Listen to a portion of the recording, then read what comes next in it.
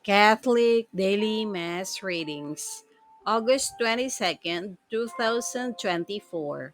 Memorial of the Queenship of the Blessed Virgin Mary. A reading from the book of the prophet Ezekiel.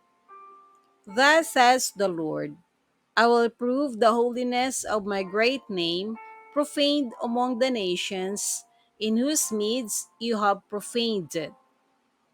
Thus the nations shall know that I am the Lord, says the Lord God, when in their sights I prove my holiness through you.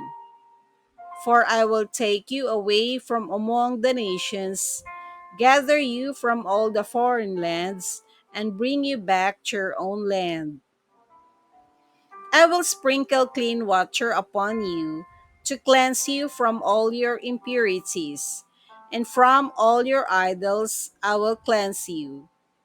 I will give you a new heart and a place a new spirits within you, taking from your bodies your stony hearts and giving you natural hearts.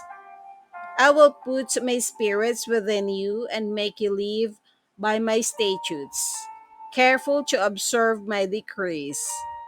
You shall live in the land I gave your ancestors. You shall be my people, and I will be your God. The word of the Lord. Thanks be to God. Responsorial Psalm, let our response be, I will pour clean water on you and wash away all your sins. A clean heart create for me, O God, and a steadfast spirit renew within me. Cast me not out from your presence, and your Holy Spirit take not from me. I will pour clean water on you and wash away all your sins. Give me back the joy of your salvation, and the willing spirits sustain in me. I will teach transgressors your ways, and sinners shall return to you. I will pour clean water on you and wash away all your sins.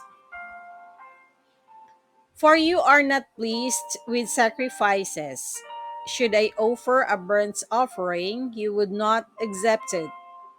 My sacrifice, O God, is a contrite spirit, a heart contrite and humbled, O God, you will not spurn.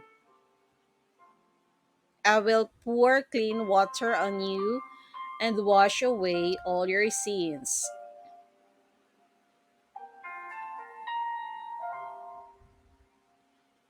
A reading from the Holy Gospel according to St. Matthew.